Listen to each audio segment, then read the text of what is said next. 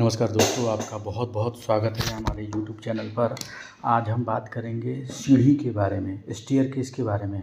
Staircase किसे कहते हैं और स्टेयरकेस क्यों बनाते हैं, उसका क्या उपयोग है और उसके क्या फ़ायदे हैं और कितना क्वांटिटी होना चाहिए, बनाते हैं तो कितना होना चाहिए, किस एंगल में होना चाहिए, उसकी लंबाई कितनी होनी चाहिए, उसकी चौड़ाई कितनी होनी चाहिए, उसकी ऊंचाई कितनी होनी चाहिए और इसके क्या फ़ायदे हैं और इसके पूरे डिटेल के बारे में बात करेंगे। और आपको लास्ट में बताएंगे कि वास्तु के हिसाब से स्टेयरकेस सीढ़ी किधर बनाना चाहिए दोस्तों।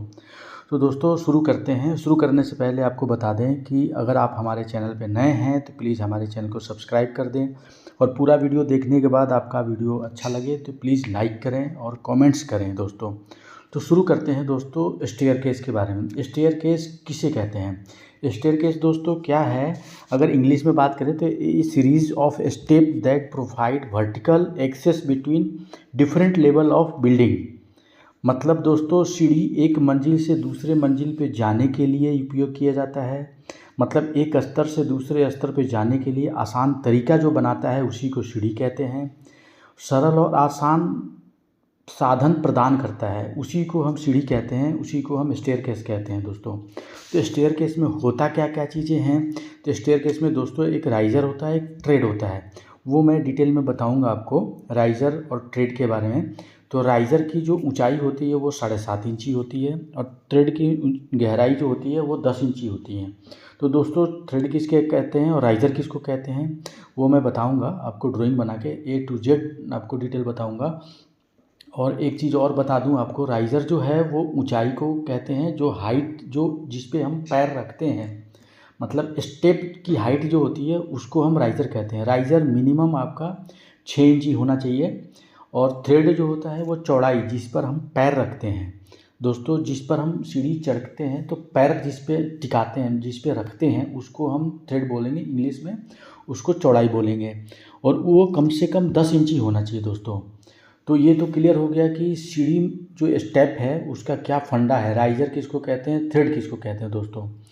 अब हम बात करते हैं इसके फीचर्स के बारे में दोस्तों। इसके फीचर्स क्या क्या हैं?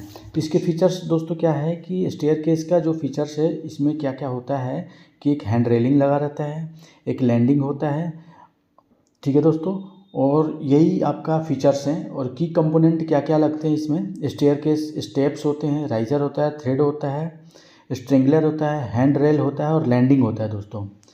ये तो क्लियर हो गया आपको। अब बताते हैं कि स्टेयरकेस कितने तरह के होते हैं, कितने प्रकार के होते हैं स्टेयरकेस।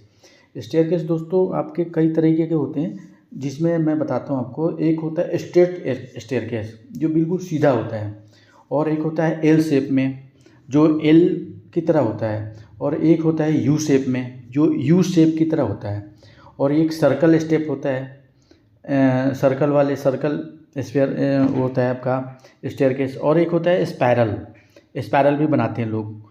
तो दोस्तों ये तो आपको पता चल गया टाइप ऑफ स्टेयरकेस कितने होते हैं।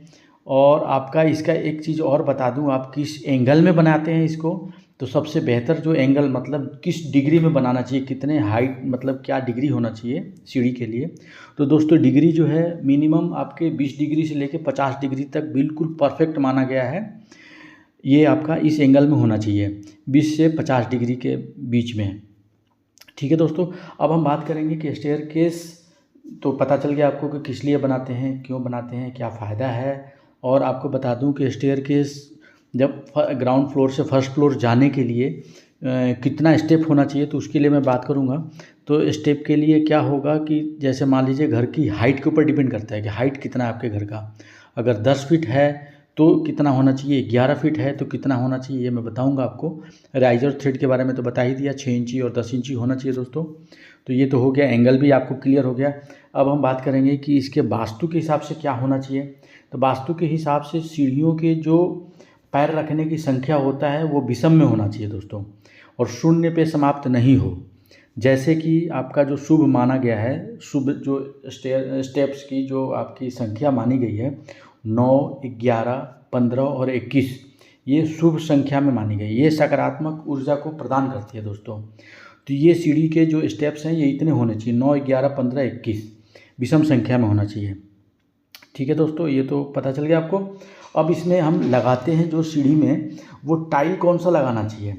तो टाइल के बारे में बात करें तो ये टाइल मैट फिनिश में लगाएं तो ज़्यादा बेहतर होता है। जो आपका मैट फिनिश जो होता है वो आपका स्लिप नहीं करेगा और स्टेयरकेस पे फिसलन नहीं देगा, और आपका मैट फिनिश सेमरिक टाइल हो जाएगा। विक्ट्रीफाइड जो टाइल होता है वो फिसलने नहीं देता है दोस्तों, तो इसमें ये टाइल लगानी चाहिए। तो ये तो आपने समझ गए। लंबा वीडियो होने की वजह से मैं इतना ही बना रहा हूँ अभी। दूसरे वीडियो में आपको स्केच करके दिखाऊंगा और आपको लाइव दिखाऊंगा कि कैसे बनता है और कैसे क्या क्या चीज़ें होनी चाहिए। मिलते हैं अगले वीडियो में दोस्तों, तब तक के लिए धन्यवाद। थैंक यू दोस्तों, थैंक यू फॉर वॉचिंग।